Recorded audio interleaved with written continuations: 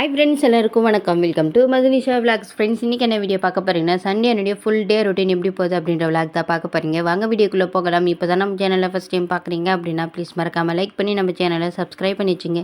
அப்போ தான் நான் போடுற கிராமத்து வாழ்க்கை, என்னுடைய லைஃப் ஸ்டைல் எல்லாம் உங்களை வந்து சேரும். இந்த மாதிரி வீடியோஸ் போலன்னு மறக்காமல் கமெண்ட் பண்ணுங்கள். இந்த சண்டே எனக்கு இந்த மாதிரி தான் போச்சு, உங்களுக்கு எப்படி போச்சுன்னு கமெண்ட் பண்ணுங்கள். வாங்க இப்போ வீடியோக்குள்ளே போகலாம். காலையில் எழுந்ததுமே ஃபஸ்ட்டு வேலை வாசலில் தொளிச்சு கோலம் போடுறது தான். வாசலெல்லாம் தொளிச்சு கோலமெல்லாம் போட்டுட்டு சூரியனை பார்க்குறப்போ அவ்வளோ உக்கிரமாக வந்திருந்தார். இன்றைக்கி சூரியன் சுட்டு எரிச்சிக்கிட்டே வந்திருந்தது காலையிலேயே. சரின்னு சொல்லிட்டு என்ன தான் சூரியன் சுட்டு எரிச்சாலும் நம்மளுக்கு டீ குடிக்கலனா அந்த நாளே போகாது அப்படின்றதுனால ஃபஸ்ட்டு டீ தான் போட்டு குடிச்சிருந்தேனே. தொண்டை கொஞ்சம் கரகரப்பாக இருக்குது. ஒரு நாளைக்கு ஒரு நோவு வந்துகிட்டே இருக்குது. சரின்னு சொல்லிட்டு கரகரப்பாக இருக்கிறதுனால இஞ்சியெல்லாம் தட்டி போட்டு சூடாக டீ குடித்ததுக்கப்புறம் கொஞ்சம் ரிலாக்ஸாக இருக்கும். அதுக்கப்புறம் சமையல் வேலை தான் ஸ்டார்ட் பண்ணியிருந்தேனே. சண்டே அப்படின்னால நான்வெஜ் எதுவும் எடுக்க முடியல. சரி, இருக்கிறத வச்சு அட்ஜஸ்ட் பண்ணி செஞ்சுக்கலாம் அப்படின்னு சொல்லிட்டு தான் ரெடி பண்ணிகிட்டு இருந்தேன். ஃபஸ்ட்டு இந்த டீ போட்டு குடித்தா தான் மற்ற எந்த வேலையுமே ஓடுமே. இன்றைக்கின்னு சொல்லிட்டு அவ்வளோ வேலை இருக்குது. துணி வேறு ஒரு 2-3 நாளாக துவைக்கவே இல்லை. அதுவுமே ஒரு மழை போல் குழஞ்சி கிடக்குது. சரி, எல்லாத்தையுமே பொறுமையாக செஞ்சுக்கலாம். பாப்பாவுமே சமாளிச்சுக்கிட்டு அத்தை இன்றைக்கி வேலைக்கு போயிட்டாங்க. சரின்னு சொல்லிட்டு அவங்களையும் சமாளிச்சுக்கிட்டு பாப்பாவை 2 பேரும் சமாளிச்சுக்கிட்டு வேலை செய்கிறது கொஞ்சம் இல்லை, ரொம்பவே கஷ்டமாக தான் இருக்கும். இருந்தாலும் 2 பேரும் சமாளித்து வேலையை செஞ்சுட்டு இருந்தேன். ஃபஸ்ட்டு இந்த முருங்கைக்காய் சாம்பார் சாப்பாடு செஞ்சிடலாம், காலையில் மதியத்துக்கு சரியாக போயிடும் அப்படின்னு சொல்லிட்டு அதை தான் செஞ்சுருந்தேனே. அதுக்குள்ளே பாப்பா அழ ஆரம்பிச்சுக்கிட்டேன். சரின்னு சொல்லிட்டு அவளை சமாதானப்படுத்திட்டு இந்த கோழிங்களுக்கு அரிசி போட்டிருந்தாங்க. சரின்னு சொல்லிட்டு அதை பார்க்கவே அவ்வளோ சூப்பராக இருந்தது. எல்லா கோழியுமே அரிசி போட்டதுமே எல்லாம் ஒரே இடத்துல வந்துடுவாங்க. அப்புறம் அதெல்லாம் அப்படியே பார்த்துட்டு சமையல் வேலையெல்லாம் முடிச்சுட்டு சிம்பிளாக தான் செஞ்சுருந்தேனே. கத்திரிக்காய் முருங்கைக்காய் மாங்காய்லாம் போட்டு சாம்பார் தான் செஞ்சுருந்தேன். சாம்பார் செஞ்சுட்டு இந்த சைடு சாப்பாடுமே வெந்துட்டு இருந்தது. சரி, அதையுமே வடித்து முடிச்சிடலான்னு சொல்லிட்டு அதெல்லாம் முடிச்சுட்டு அப்படியே கையை கிச்சனுமே க்ளீன் பண்ணி விட்டுடலாம் அப்படின்னு சொல்லிட்டு கவுண்டர் டாப்பெல்லாம் மொத்தமாக தொடச்சி சிங்கில் இருக்கிற பாத்திரமெல்லாம் கழுவி சிங்க்குமே நல்லா கழுவி விட்டுட்டேன். அதுக்கப்புறம் தான் கொஞ்சம் கிச்சனை ஃபுல்லாக சுத்தம் பண்ணிவிட்டு அதுக்கப்புறம் வீடெல்லாம் கூட்டி முடிச்சுட்டு அதுக்கப்புறம் தான் மற்ற எந்த வேலையாக இருந்தாலும் வீடு சுத்தமாக இருந்தால் தான் எனக்கு மற்ற எந்த வேலையுமே செய்ய தோணல. ஒரு மாதிரி டென்ஷனாகவே இருக்கும். சரின்னு சொல்லிட்டு எல்லா வேலையும் செஞ்சு முடிச்சுட்டு ஆட்டுங்களுக்கு தழை போடாமல் இருந்தது. சரி, அதுங்களுக்கு மாமா நேற்றே வெட்டின்னு வந்து வச்சுருந்தாங்க. சரி, அந்த தழையெல்லாம் போட்டுடலாம் அப்படின்னு சொல்லிட்டு தழை தான் போட்டுட்டு இருந்தேனே. இந்த ஆடுங்க ஒன்றோடு ஒன்று அப்படியே சுற்றிக்குதுங்க அப்படின்றதுனால ஒருத்தருக்கும் தனித்தனியாக தழை போட்டுட்டு இருந்தேன். எல்லாம் போட்டுட்டு அழகாக அவங்கவுங்க பாட்டுக்கு அவங்கவுங்க சாப்பிட்டுட்டு இருந்தாங்க. அவங்க வயிறை நெப்பிட்டு அதுக்கப்புறம் என் வயிறை நான் நெப்பிக்கிட்டேன். நிரப்பிட்டு அதுக்கப்புறமா இருக்கிறதுலே பெரிய வேலைன்னா எனக்கு இந்த துணி துவைக்கிறது சாமான் கழுவுற வேலையாக தான் இருக்குது. ஃபஸ்ட்லேயே சாமான் நல்லா கழுவி முடிச்சிட்டேன் அப்படின்றதுனால இப்போது துணி துவைக்கிற வேலை தான் இருந்தது. சரின்னு சொல்லிட்டு துணி துவைக்கிறதுக்காக துணியெல்லாம் ஊற வச்சுருந்தேன். ஊற வச்சுட்டு அது துவைச்சி எடுக்கிறதுக்குள்ளே போதும்னு ஆயிடுச்சு. ஒரு 2 நாள் தான் துணி துவைக்காமல் விட்டுருந்தேனே. அவ்வளோ துணி சேர்ந்துருது எனக்கு மட்டும்.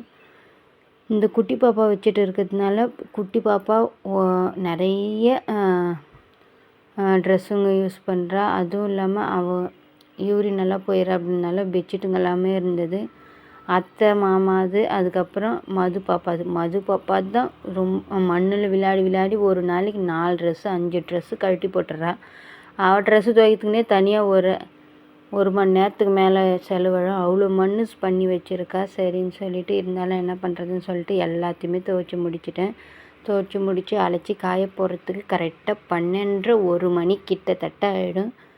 சரின்னு சொல்லிட்டு அதுக்கப்புறம் நானுமே குளிச்சுட்டு வந்துட்டேன். ஏன்னா ஃபஸ்ட்டு எல்லா வேலையும் முடிச்சுட்டு அதுக்கப்புறம் குளிச்சுட்டு ஒரு டீ இல்லை காஃபி எதனா போட்டு குடிச்சிட்டு கொஞ்சம் நேரம் ரிலாக்ஸாக இருந்தால் தான் எனக்கு கொஞ்சம் மனசு நிம்மதியாகவே இருக்கும்.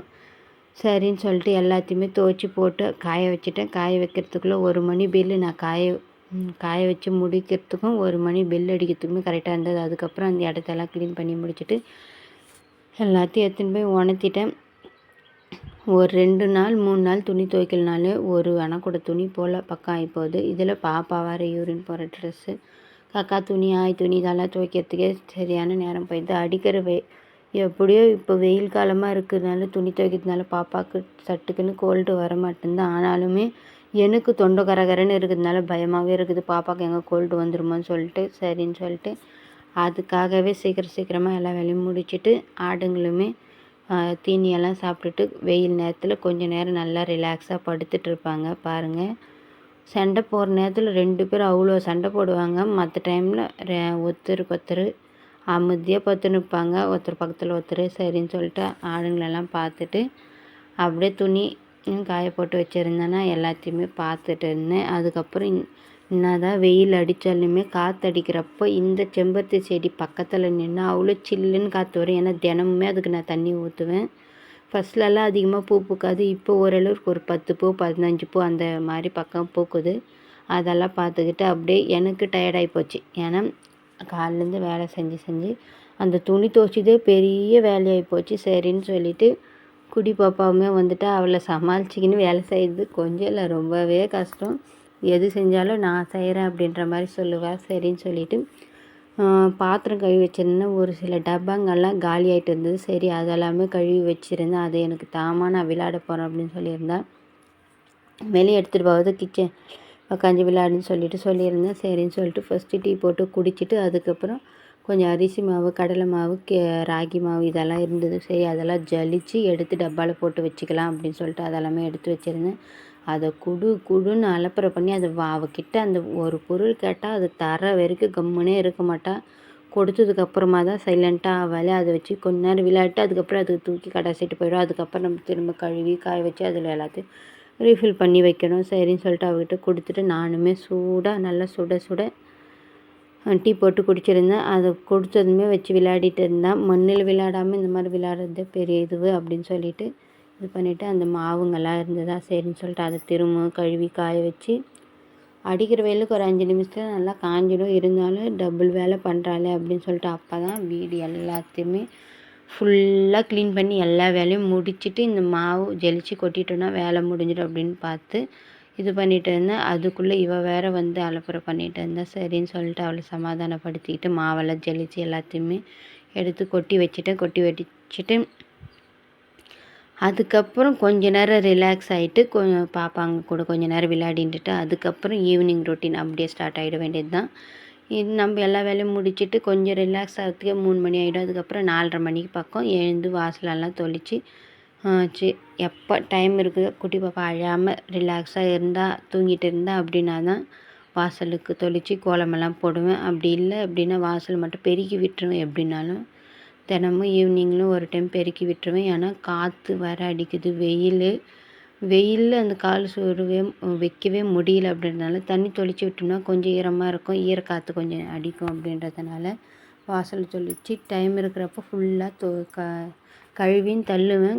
டைம் இல்லாத அதாவது பாப்பா அழாமல் இருந்தாலும்னா எல்லா வேலை ஃபுல்லாக கழுவி தள்ளிவிடுவேன். வாசல் ஓஸ் போட்டு அழுதுட்டு கொஞ்சம் சினிங்கிட்டு இருந்தானா டக்குன்னு வேலை முடிச்சுட்டு வந்துடுவேன். இன்றைக்கி அந்த மாதிரி தான் கொஞ்சம் சினிங்கிட்டே இருந்தேன் அப்படின்றதுனால சிம்பிளாக வாசல் தொளிச்சு சின்னதாக ஒரு கோலமும் போட்டுட்டேன். அதுக்கப்புறம் மித்த மேலே போய் பார்த்தோம்னா அவ்வளோ சூப்பராக இருந்தது. அதுவும் எங்கள் கிராமம் பார்க்குறப்போ அவ்வளோ சூப்பராக இருக்கும். சுற்றி மலைங்க வயலுங்க இதெல்லாம் தான் இருக்குமே. இந்த மழைக்கு அதுக்கும் மொத்தம் காஞ்சி கருவாடாக போயிட்டு இருக்குது. எல்லாம் அங்கங்கே அவங்கவுங்க இடத்துல மட்டும் கொஞ்சம் தண்ணி எங்கெங்கே பாயுதோ அங்கெல்லாம் மட்டும் கொஞ்சம் பச்சை பச்சையாக இருந்தது. மற்ற இடத்துலலாம் அவ்வளோ காஞ்சி மண்ணே அந்த அளவுக்கு சூடாக இருந்தது. அந்த இதில் இந்த மலையில் அந்த சூரியன் மறையிறது அவ்வளோ சூப்பராக இருக்கும். அதுக்கப்புறம் டின்னருக்கு வந்து சிம்பிளாக தோசையும் கார சட்னி நல்லா இஞ்சி பூண்டு வெங்காயம் தக்காளி பச்சை மிளகாய் இதெல்லாம் போட்டு நல்லா சுட தோசையோடு அந்த கார சட்னி வச்சு சாப்பிட்றப்போ அவ்வளோ டேஸ்ட்டாக இருந்தது. மற்ற நாளை விட இன்றைக்கி டேஸ்ட்டாக இருந்தது. கார சட்னி கூட கொஞ்சம் கருவேப்பிலை கொத்தமல்லி புதினா இதெல்லாம் இருந்தது. அதெல்லாமே சேர்த்து போட்டு எல்லாம் ஒன்றா கலந்து செஞ்சது அவ்வளோ சூப்பராக இருந்தது கார சட்னி. அவ்வளோதான் சிம்பிளாக தோசை கார சட்னி செஞ்சு முடிச்சாச்சு. இந்த சண்டே ஃபுல்லாக இந்த மாதிரி தான் போச்சு. உங்களுக்கு எப்படி போச்சுன்னு மறக்காமல் கமெண்ட் பண்ணுங்கள். இந்த வீடியோ பிடிச்சிருந்தா லைக் பண்ணுங்கள், ஷேர் பண்ணுங்கள், கமெண்ட் பண்ணுங்கள். சப்ஸ்கிரைப் பண்ணாமல் பார்த்துட்டு இருந்தீங்கன்னா ப்ளீஸ் சப்போர்ட் பண்ணி நம்ம சேனலை சப்ஸ்கிரைப் பண்ணிங்க. நாளைக்கு ஒரு நல்ல வீடியோவில் பார்க்கலாம். டாடா, பை.